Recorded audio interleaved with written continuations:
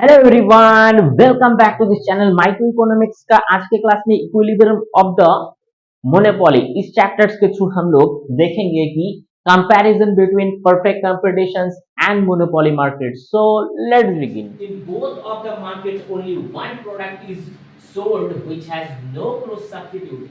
दोनों सेक्टर्स के अंदर जो सामान यहाँ पे बेची जाती है स्टूडेंट्स, यहाँ पे इसका कोई क्लोजली सब्स्टिट्यूट होता ही नहीं है।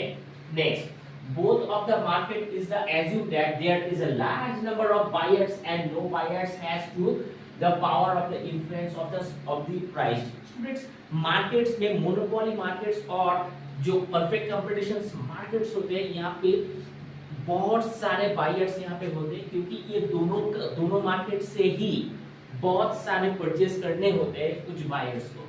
लेकिन इतने सारे बायर्स होने के बावजूद भी इनके पास कोई ऐसा एफिशिएंसी नहीं होता है कि ऐसा कैपेबिलिटीज नहीं होता है कि ये इंडिविजुअली जाके प्राइस को कहीं ना कहीं इंपैक्ट कर दे और इसका इंपैक्ट जो है ये प्राइसिंग पे इन्फ्लुएंस हो। ठीक है, तो next point, in both of the market firm it is assumed that the objectives of the firm is maximize profit. Friends, यहाँ पे मोनोपोली हो या परफेक्ट कंपटीशंस, दोनों ही सेक्टर्स के अंदर जो प्रोड्यूसर होता है, जो मैन्युफैक्चरर्स होता है, जो बिजनेस पर्संस होता है regarding this kinds of business monopoly और परफेक्ट कंपटीशंस, दोनों की जो डिजायर्स होते हैं, मोटिव्स होते हैं कि हाईएस्ट हम लोग पैसा कमाए प्रॉफिट के जरिए। जैसे हम सस्ता उसको प्रोडक्शंस करें और महंगा बेचे, सस्ता खरीदे महंगा बेचे। ये जो सीक्वेंस है ये हर एक मार्केट के प्रोग्रेशंस के अंदर ही लागू होता है, चाहे वो मोनोपोली हो या परफेक्ट कंपटीशन। तो स्टूडेंट्स, ये कुछ सिमिलरिटीज थे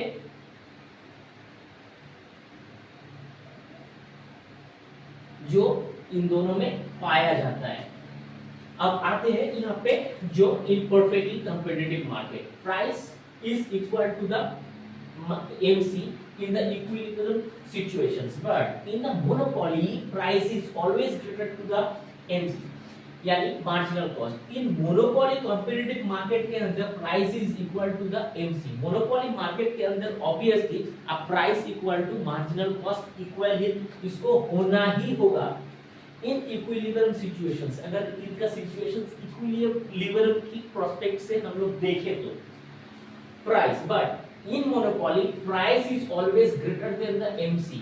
मोनोपोली के अंदर क्या होता है, हम लोग प्राइस ज्यादा कर सकते हैं, प्राइसिंग ज्यादा कर सकते हैं, प्राइस ज्यादा हम लोग इंक्रीमेंट कर सकते हैं, तो वो it should be always greater than the MC। Marginal cost से तो वो ज्यादा ही होना चाहिए क्योंकि वो सिर्फ और प्राइस टू प्राइस जो क्लोजली जो मैन्युफैक्चरिंग करने का, यानी cost price to cost price, उसका सेलिंग प्राइस कभी भी हो ही नहीं सकता। So that is why always जो selling price होगा या MRP whatever you can say, it will be always greater than the marginal cost.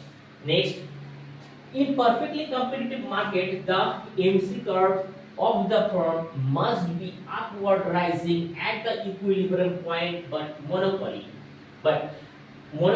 the marginal cost curve may not be upward rising.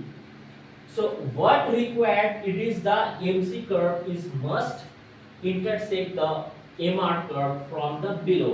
Students, इसका मतलब ये है कि perfect competitions market के अंदर जो हमारे मार्जिनल कॉस्ट होते हैं, परफेक्ट कंपटीशंस के अंदर जो मार्जिनल कॉस्ट होता है उसको यू शेप के अंदर अपवर्ड राइजिंग में जाना ही होगा। परफेक्ट कंपटीशन का जो मार्जिनल कॉस्ट अगर अपवर्ड राइजिंग की तरफ नहीं जाता है तो इस बिजनेस के अंदर कहीं ना कहीं कभी भी छोटा या बड़ा एक ड्रॉबैक होना ही है, और ड्रॉबैक अगर होता है तो उस हिसाब से ये बिजनेस सस्टेनेबल नहीं होगा।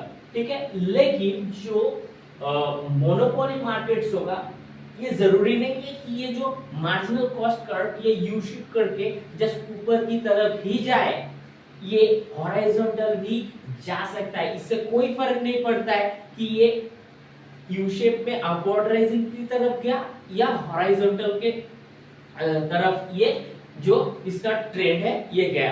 तो इस हिसाब से जब दोनों के अंदर हम लोग इक्विलिब्रियम पॉइंट को आइडेंटिफाई करेंगे, ये मार्जिनल कॉस्ट वाला फंडामेंटल जरूर हमें याद रखना है।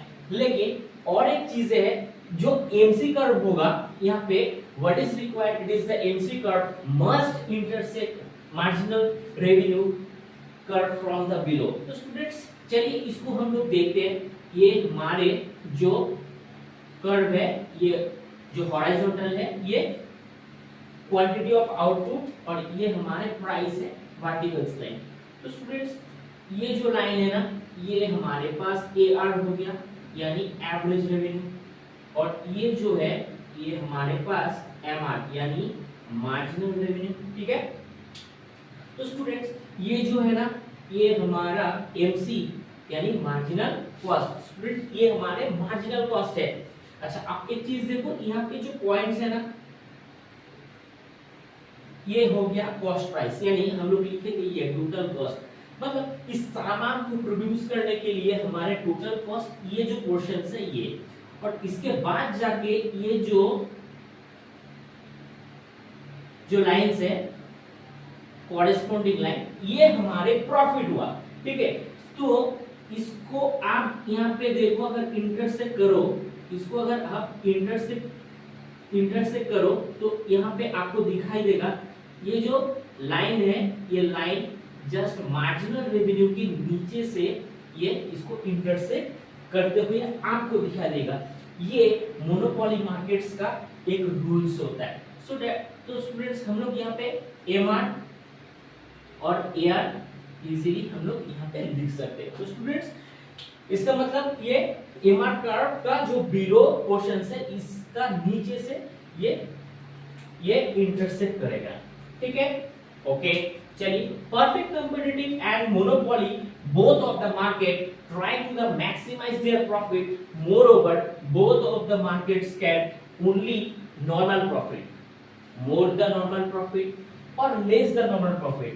Perfect competition हो चाहे परफेक्ट कंपटीटिव मार्केट या मोनोपोली मार्केट, ये सारे फैक्ट मार्केट का जो डिजायर होता है, मोटिव होता है ना, फीचर्स होता है कि हम लोग ज्यादा से ज्यादा प्रॉफिट कमाएं, ज्यादा से ज्यादा अपना जो प्रॉफिट है ये मैक्सिमाइज करके बेचे, ताकि हमें ज्यादा मुनाफा हो।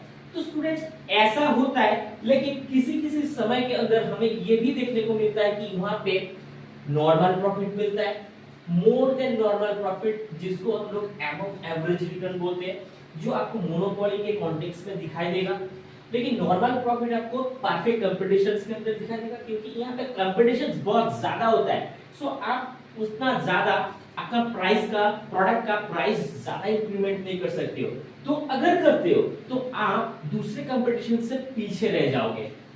नेक्स्ट, लेस नॉर्मल प्रॉफिट, यानी इससे भी कम, यानी price to price, cost price to cost price भी आपको बिक्री या बेचना या सेलिंग करना पड़ सकता है। ठीक है, क्योंकि कंपटीशन है ही ऐसा। So in the perfect competition price equals to the MC, but in monopoly price is higher than the MC।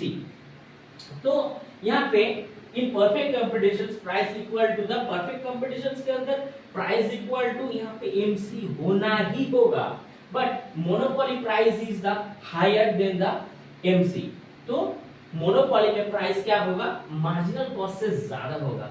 So before students हम लोग कंपटीशंस मार्केट और जो परफेक्ट कंपटीशंस मार्केट और मोनोपोली मार्केट्स है, तो इसका जो क्लास है, हम लोग प्रीवियस क्लास पे बहुत डीपली इसका डिस्कशन किया था।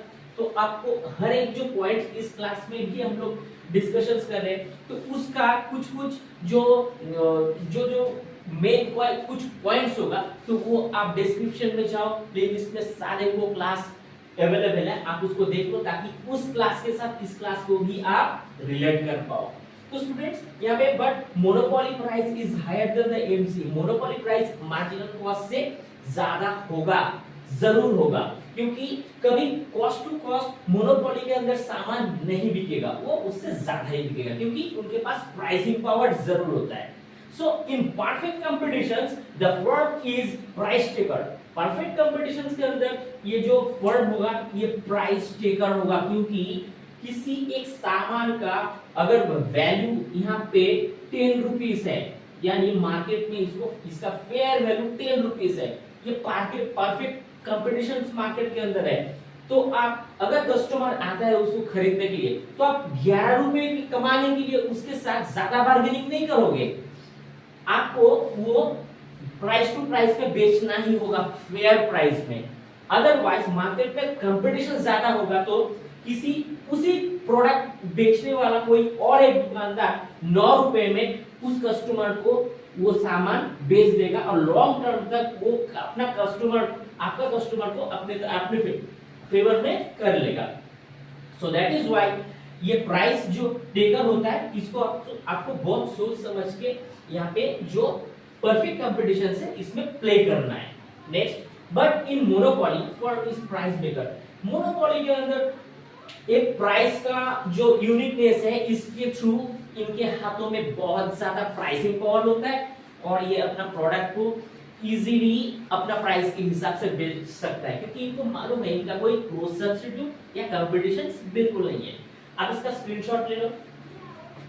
चलिए स्टूडेंट्स, कहीं पे भी कोई डिफिकल्टीज हो या डाउट्स हो, you can write down on the comment box. अब किसी भी बोर्ड के अंदर हो, एब्सोल्युटली कोई प्रॉब्लम नहीं है, आप इसको करना और बिल्कुल किसी भी अपने टेक्स्ट के साथ भी रिलेट करना, आपको इजीली क्लैरिटी आ जाएगा। तो स्टूडेंट्स, ये जो सिमिलरिटीज है इसमें कुछ हमारे पास जो यहाँ पे है इसमें डिफरेंस भी है। तो स्टूडेंट्स, आप बहुत अच्छे से इसको गो थ्रू करो, आपको इजीली क्लैरिटी मिल जाएगा। वीडियो अगर अच्छा लगता है तो जरूर इसे लाइक शेयर सब्सक्राइब कर देना। मिलते हैं किसी नेक्स्ट क्लास में, तब तक के लिए थैंक यू।